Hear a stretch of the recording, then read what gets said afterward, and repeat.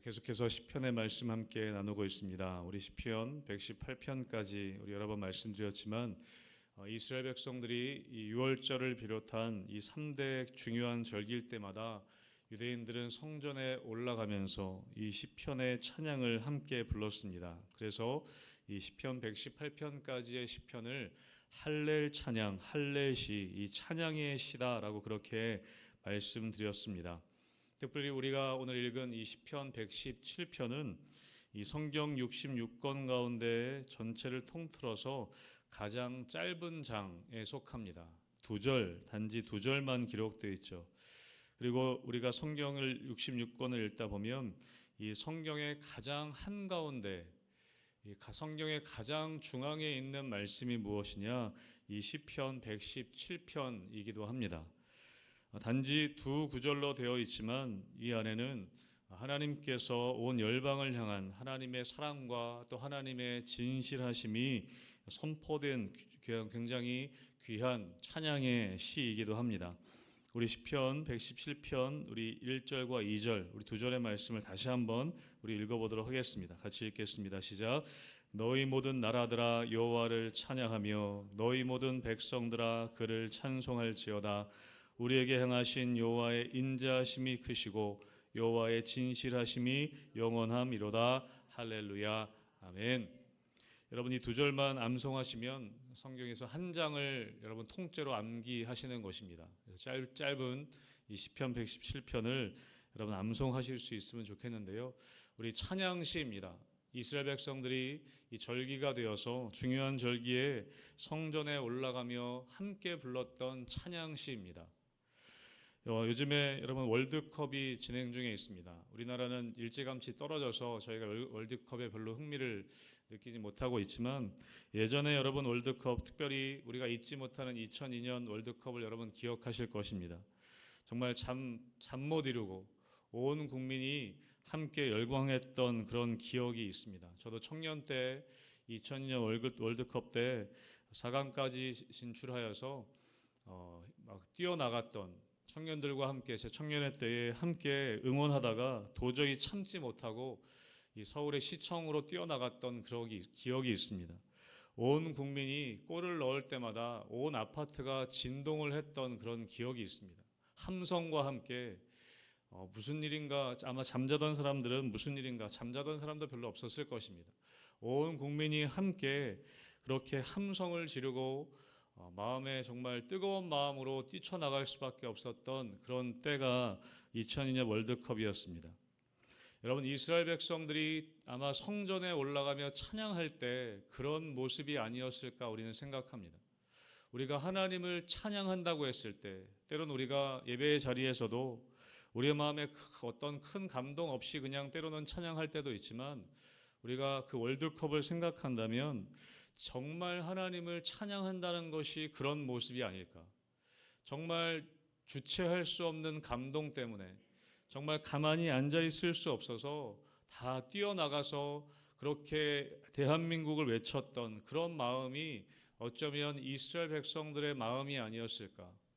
하나님께서 그들을 출애굽시켜 주시고 또 하나님께서 70년 포로 생활 이후에 하나님 그들에게 자유를 주셨을 때 그들 마음 가운데 주체할 수 없었던 그 하나님을 향한 뜨거운 마음, 그렇게 함성을 지르고 또 그렇게 찬양하는 마음, 그것이 이스라엘 백성들의 마음이 아니었을까. 우리는 그 마음을 조금이나마 생각해 볼 수 있을 것 같습니다. 1절 말씀에 보면 오늘 시편 기자는 이렇게 이야기합니다. 너희 모든 나라들아 여호와를 찬양하며 너희 모든 백성들아 그를 찬송할지어다. 여러분 오늘 시편 기자는 이야기합니다. 그냥 몇 명이 아니라 모든 나라와 모든 민족이 하나님을 찬양할 것을 이야기하고 있습니다. 여러분 우리가 축구 경기에서 우리나라가 이기기만 해도 그렇게 온 국민이 온 나라가 그렇게 함성을 지르는데 우리가 우리의 구원자 되신 하나님을 우리가 정말 깊이 경험한다면 모든 나라와 모든 민족이 하나님을 찬양하지 않을까. 여러분 하나님께서는 모든 나라와 모든 민족에게서 찬양을 받기에 합당하신 분이신 줄로 믿습니다. 오늘 시편 기자는 그렇게 외치고 있는 것입니다. 모든 나라와 모든 민족은 모든 백성들아 그를 찬송할지어다. 그냥 가만히 앉아서 하는 것이 아니라 정말 그 마음 가운데 주체할 수 없는 마음으로 오늘 시편 기자는 그렇게 외치고 있는 것입니다. 우리가 어떻게 그렇게 하나님을 찬양할 수 있을까?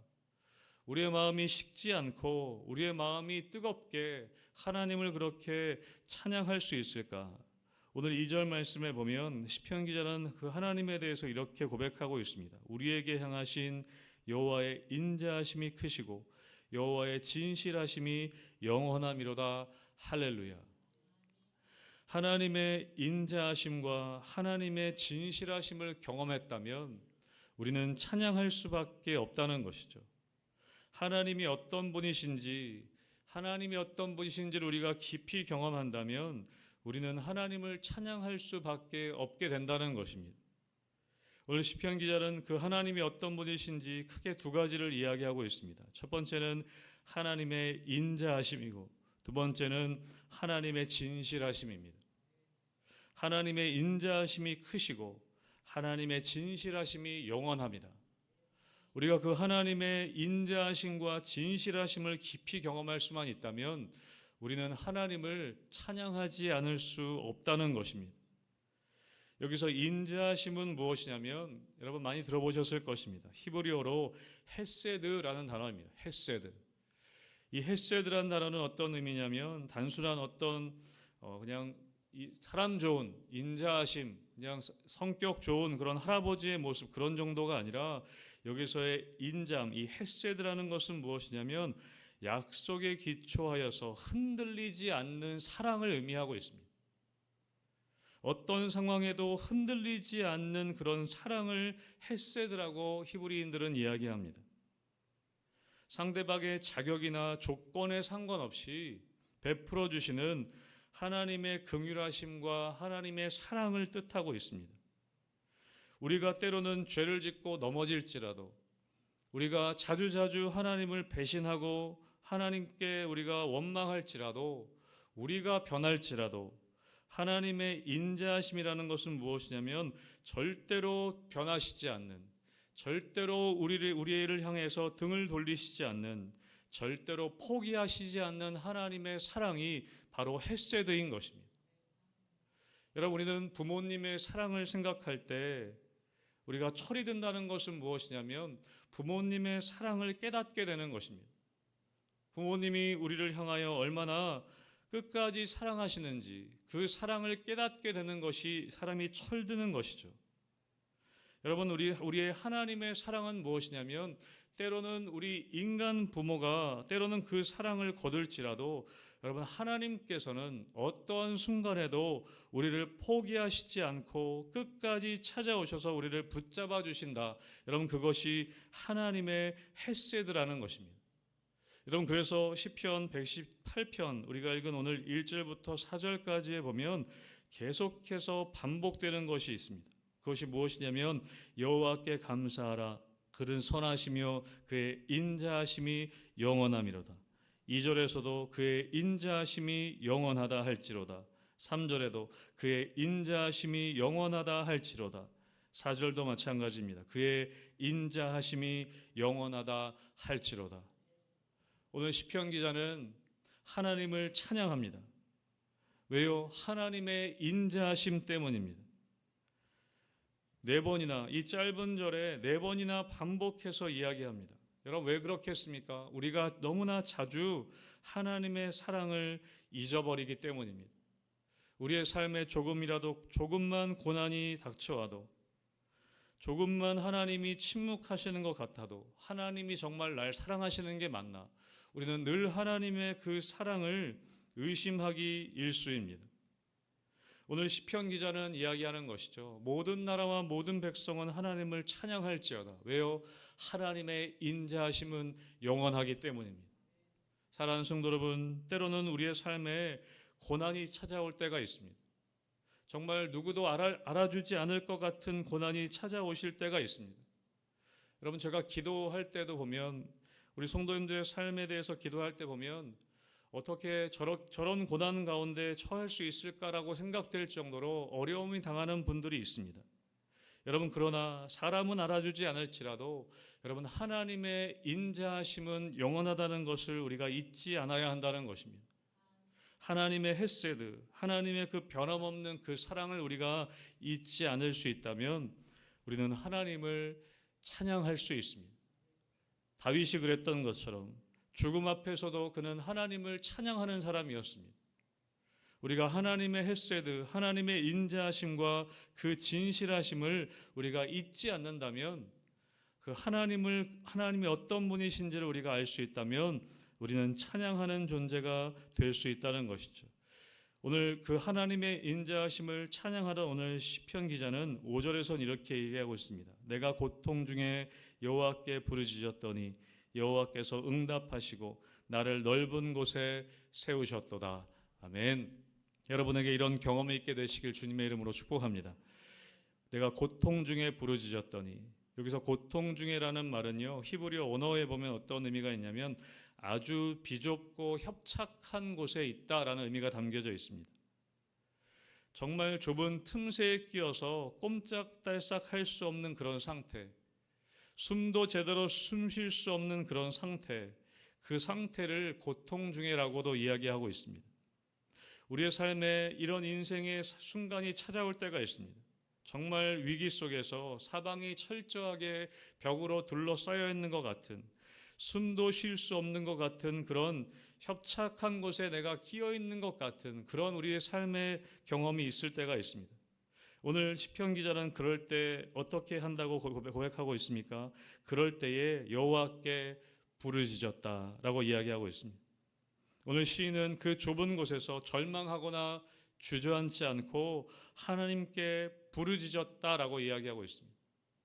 여러분, 우리가 꼼짝달싹할 수 없는 그런 삶의 현장 가운데 처하게 될 때 우리가 할 수 있는 것은 무엇이냐면 하늘을 보고 부르짖는 게 남아있다는 것입니다. 여러분, 어떤 상황 가운데서도 하나님을 향한 부르짖음이 끊이지 않게 되시길 주님의 이름으로 축복합니다. 그럴 때 하나님이 어떻게 하셨다고 고백합니까? 하나님께서 응답하시고 나를 넓은 곳에 세우셨도다 라고 기록하고 있습니다. 여러분, 기도는 우리의 막힌 곳을 뚫을 수 있는 유일한 열쇠인 것을 기억하시길 주님의 이름으로 축복합니다. 여러분, 기도는 아무리 우리가 좁아져 있는, 우리가 헤어나올 수 없을 것 같이 좁은 곳에 우리가 끼어 있을 때에도 우리가 할 수 있는 마지막 열쇠가 바로 기도인 것입니다. 마지막 통로가 기도인 것입니다. 그럴 때 하나님이 응답하시고 우리를 넓은 곳에 세우시는 때가 분명히 있음을 우리가 믿고 우리가 부르짖을 수 있어야 한다는 것이죠. 여러분, 그럴 때 오늘 시편 기자는 또 무엇을 경험했는가? 우리 6절 말씀 같이 한번 읽어보겠습니다. 6절입니다. 시작. 여호와는 내 편이시라. 내가 두려워하지 아니하리니 사람이 내게 어찌할까? 아멘. 부르짖어서 응답을 받았던 오늘 시인은 정말 상상할 수 없는 영적인 담대함을 얻게 됩니다. 여호와는 내 편이시라. 내가 두려워하지 아니하리니 사람이 내게 어찌할까? 여러분, 이 고백은 정말 기독교 신앙 고백 중에 가장 위대한 승리의 선언일 것입니다. 하나님이 내 편이시다. 여러분, 그것만큼 여러분 힘이 되는 것이 뭐가 있겠습니까? 여러분, 우리는 저 사람이 내 편이기를 원할 때가 많습니다. 사람을 내 편으로 삼고자 할 때가 너무나 많습니다. 저 사람이 내 편이면 내가 힘을 얻을 수 있고, 저 사람이 내 편이면 내 삶에 큰 힘이 될 것 같은데, 그래서 우리는 늘 결국에 우리가 싸우는 것이 바로 이런 싸움입니다. 저 사람 누가 내 편이 될 것이냐. 우리의 인생은 결국에 궁극적으로 그런 싸움을 싸우고 있는 것입니다.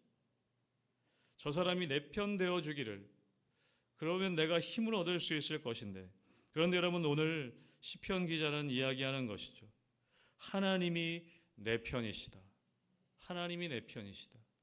여러분, 미국의 위대한 대통령이었던 아브라함 링컨은 전쟁에 유명한 일화가 있습니다. 전쟁 중에 기도할 때에 그의 부하가 와서 물어보죠. 하나님이 오늘 우리 편이 되어 주실까요? 그렇게 질문했다고 합니다. 그때 링컨은 대답했죠. 나는 그것 때문에 걱정하는 것이 아니다.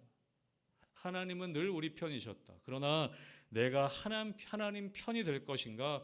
나는 그것을 위해 기도하고 있다고 링컨은 이야기했다고 합니다. 여러분, 하나님이 우리 편이신지는 중요한 것이 아니에요. 하나님은 늘 우리 편이셨습니다. 중요한 것은 무엇이냐면 내가 하나님 편에 있느냐가 중요한 것입니다.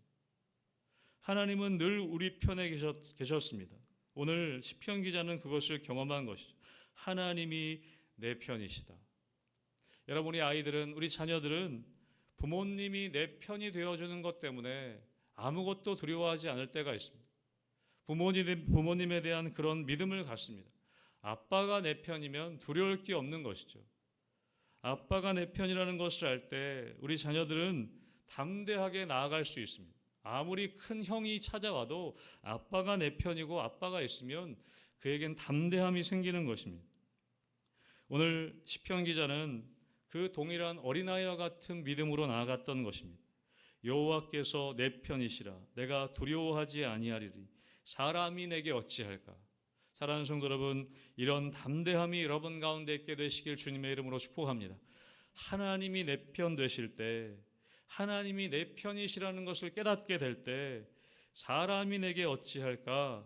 여러분, 우리는 그런 담대함을 얻게 되는 것입니다.